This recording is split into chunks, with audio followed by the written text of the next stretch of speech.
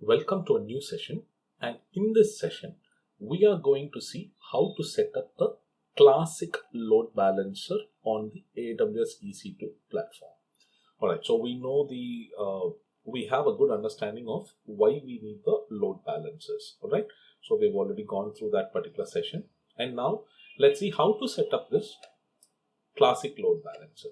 So before setting up the load balancer, what I want you to do is, first step, please go ahead and set up the security groups. Okay, so at the moment I have only one default security group here. All right, so I do not have any other security groups other than that. So first let me create a security group. Okay, so I'll call this as SSH and web server SG. Okay, I am going to create a security group which has the access to both SSH as well as the web server. Okay, so let me copy paste this here, the security group name into the description, and in the inbound rules, let me first use the SSH. Okay, so it is automatically on port 22, and I'm going to allow communications from everywhere. Then the next rule is I'm going to use the HTTP. All right, and I'm going to allow it from everywhere. Remember, we will be later strengthening the security of the load balancer by strengthening the instances security by removing the public access to them. All right, so we will not have the public IP address assigned to them. So, and we should not allow the access to the instances directly from anywhere in the world. All right, so all the the traffic to the particular instance should be routed only through the classic load balancer. So that's the right way of setting up. However, since we are learning it for the first time, what we are doing is we want to have a control over the system and see how it is actually getting implemented. So later on, when we are actually implementing, make sure you don't use the public IP address on the instance and route the traffic only from the load balancer. All right, so I'm using SSH and HTTP. I'm not going to use HTTPS at the moment. All right, okay. So outbound traffic rules. So it's going to allow all ports there, and I'm going to create a security group. Remember, this security group is going to be assigned to my instances. All right, so this security group is going to be assigned to any instances that is going to be using this specific load balancer. All right, okay. Now let me create another security group, and I'm going to call this security group as ELB, or I'll call it as ELB SG. Okay, so this is specifically for the load balancer, because the load balancer also requires the connectivity. All right, so I'll use the HTTP here and connectivity from anywhere. All right, so let me keep it as this, and let me create another security group. Right, now we have two security groups created. One is the SSH web server security group, and another one is the ELB security group. Good. Now the next step is I am going to go ahead and create two instances now. All right, okay. So remember, when we are creating these instances, we have to go and bootstrap them. All right, okay. So let me launch the first instance. I'll use the standard Amazon Linux 2 AMI. I'll use the T2 Micro, and here I'll put the first one into 2A. All right, I'll put the first one into 2A. Now the important part here is you need to have this bootstrap. All right, so I'll make it bin/bash, then yum. I'll have the instance updated. All right, then yum install httpd -y. I'll have the web server installed on it. Then I will have the systemctl start httpd, and then I'll have the systemctl enable httpd, so that in the event that the server is rebooted, the httpd service is also going to be starting along with the server. And finally, let me dump in some data into the var.html file. So there I'll put in a simple code, a simple HTML code. I'll say hello from host 1. Okay, and let me close it there. Good. And I'm going to echo that to /var/www/html. Okay. All right. Host 1, and let me add some more information here, like host name -f. All right. So that way we can see which host name it is actually coming from. We know it is going to show host name, but we want to see the round robin effect of the load balancer, how it is going to get, how the data is going to be routed across all the instances within the load balancer. All right. Okay. All that sounds good. Let's check it out. Update, install, start, enable, and dump the data /index.html. Sorry. That is the file to which the data has to be dumped, right? Next, let me go and add storage. I will leave it as it is. I'm not going to change the information. And tags, I can put here the ELB, or I can put it as classic ELB server. Okay, I'll put it as classic ELB server 1. Okay, but configure security group, and here I have to use the SSH web server security group. Review and launch. You are getting this warning which says your security group is open to the world. That's fine. All right.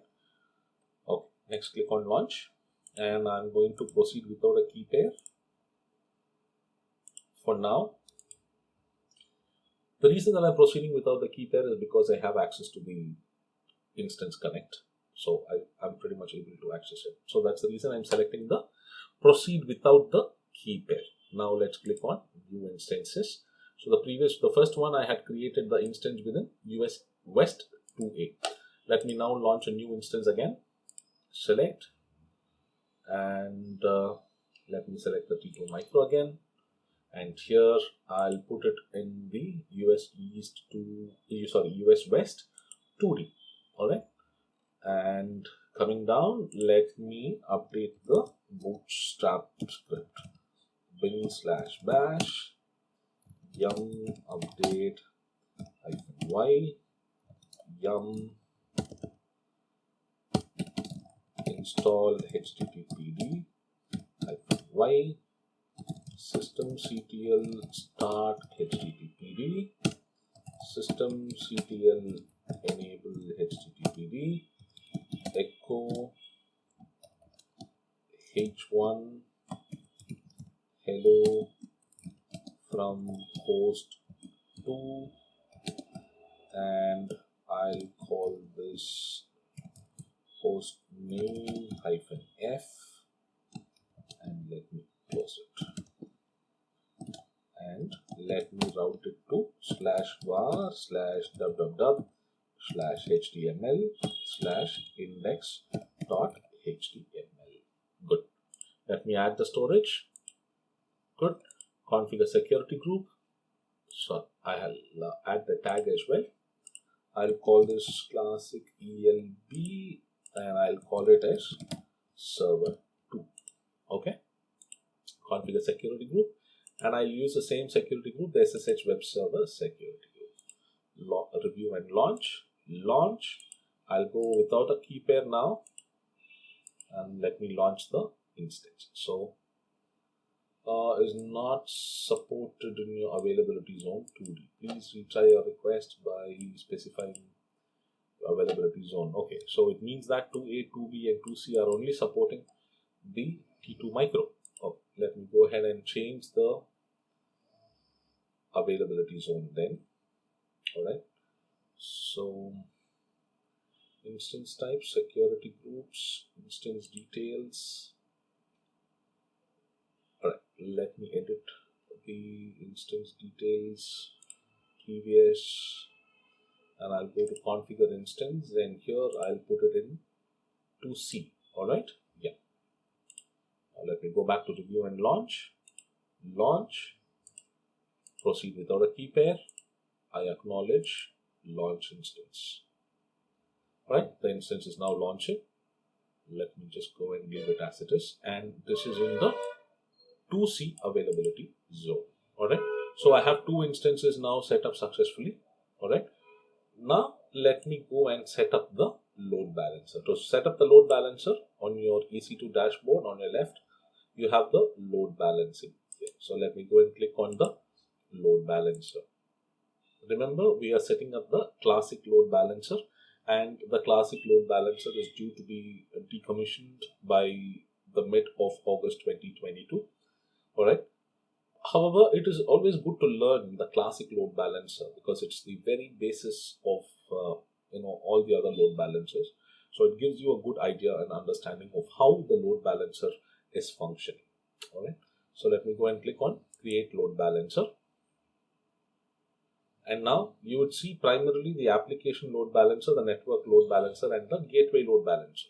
So you have the classic load balancer down below, and it is showing as the previous generation. And you can see AWS will be retiring the EC2 classic network on 15th of August 2022. Alright. So the classic load balancer supports HTTP, HTTPS, TCP, and SSL based authentications. Alright. So the idea is the health check. When we are going to look into the health check, you'll get a better understanding there. So all these protocols are used for doing the health check and the authentication to the servers as well as the entire environment. How you want to build it, whether you want to build it around HTTP. HTTP most of the time is already, developers don't want to use HTTP. They always want to go with HTTPS and SSL. So, but for the purpose of this demonstration, to understand the entire, the working mechanism, let's use HTTP only. Alright. So let me go and click on create. Alright. So the load balancer name, I will call this as classic ELB. And I'll leave it in the default VPC. And the load balancer protocol is going to be HTTP on port 80. I'm not going to add any other protocols here. I'll assign security groups. And the security group that I'm going to assign is ELB security group. So the ELB security groups allows incoming HTTP connections only. Right? So probably we can add the HTTPS also, but after setting it up, we'll do that. Alright. So ELB SG. Next, configure security settings. Alright. Now it's showing improve your load balancer's security is not using any secure listener. Yeah, we are aware of that because we are using the HTTP only. So the ping protocol. So what is this ping protocol meaning is the protocol which the load balancer is going to use to ping to the instances within its framework. Okay. So within its group of instances to which it's going to be routing the traffic, it's going to do a ping using HTTP on port 80. And the ping path. So what is this ping actually? The ping is like, the load balancer is going to talk to the instance and say, hey, are you alive? Can I send you data? So would you be able to respond to my request? And, so that is what is the ping. And, the host to which it's connecting. The ping is going to be receiving, the host which is going to receive the ping from the load balancer has to respond and say, yes, I am alive. I can accept connections and I can serve the data. So that's what is going to be pretty much happening. And the ping path. So what is this ping path? The ping path is the path location of a specific file to which, the ping is going to happen to ensure that the instance is alive, right? So it is usually the index.html. However, you can use just the root also. You can just specify as root or you can specify as index.html. So I'll leave it as root only here. Alright, next is the advanced details. Okay, this definitely needs to be configured. It's not an option. We have to configure this. So the first option is the response timeout. So what is this response timeout? So meaning the time from the moment the load balancer is pinging the instance, an instance I would say, not any instance, a specific an instance within the group of instances that is within the load balancer framework. So which is going to go and ping to that and the time it has to respond. Okay, so if it is not responding within 5 seconds, alright, so remember if it is not responding within 5 seconds, then the specific ping is considered as a failed one. Okay, so this has a specific set, so we have to set minimum of 2 seconds to a maximum of 60 seconds is the timeout value. So I will set the timeout to 4. Okay, then the interval. So the interval meaning between the first ping and the next ping, what is the time interval that is going to be given for the ping. So I will set that at 5 only. I'll leave it at 5 seconds. Next, but the interval is minimum of 5 seconds. You cannot go less than 5 seconds, and it can go to a maximum of 300 seconds. The next one is the unhealthy threshold. So what is the unhealthy threshold meaning? The number of times the ping is failing. Alright, so if the ping is going to be failing for 2 times, it means that the instance has to be considered as failed and the data should not be routed to it. So that is the idea behind that, right? Okay, so right now I will leave the unhealthy threshold at 2. Likewise, the healthy threshold. So how many responses from the ping, from the instance will be considered to, make the load balancer understand that the instance is going to be serving data and it is healthy. So we can keep it at a lesser value now. We'll just leave it at 3. All right. All sounds good. Next, let's add the EC2 instances. So I've already configured 2 EC2 instances here, right? So let me go and click on them. All right. So I have 2 EC2 instances here, which I'm going to be bringing under the control of this particular load balancer. The next one is cross-zone load balancing. Okay. So cross-zone load balancing distributes traffic evenly across all targets in the availability zone enabled for the load balancer. So that's why you remember I put the instances between 2 different zones. I put one in 2A and another one in 2C. I did not put both of them within the same availability zone for redundancy purposes. And the last one to see here is the connection draining. The number of seconds to allow existing traffic to continue flowing. All right. So in the event that one of the instances is failing, so what happens? So how long is it going to be continuing to allow the traffic to be going to it? So 300 seconds. But I can put it I can reduce this. I can make it as 60 seconds now. All right. Next, add tags. So I can call this as classic ELB setup 1. Okay. Review and create. So classic ELB internet facing, 80 is the port configuration, HTTP, timeout is 4 seconds, interval is 5 seconds, unhealthy threshold 2, healthy threshold 3, cross zone load balancing is enabled, connection draining is also enabled at 60 seconds, 2 instances have been assigned and all of them looks good. Now let us create. Successfully created the load balancer. So once it is created, we have to go to the description. We'll come back here. Now let's go to the instances first. And if you see here, it is telling me the instances are out of service. Okay. What it means is that it is, we set the health check, right? So the health check is starting to be performed. All right. So first, what will happen? It will sell into one instance. The ping is going to go to the instance 1 from the load balancer. It will check, okay, if it is healthy. So the 2 healthy thresholds has to pass. So give or take, it's going to take like about 15 to 20 seconds for the complete process, for the whole process to be completed. All right. So it's going to take like about 20 seconds there. Let's watch this. It's still showing out of service. Let's wait for it. Yes. Now both of them have turned into service. Right.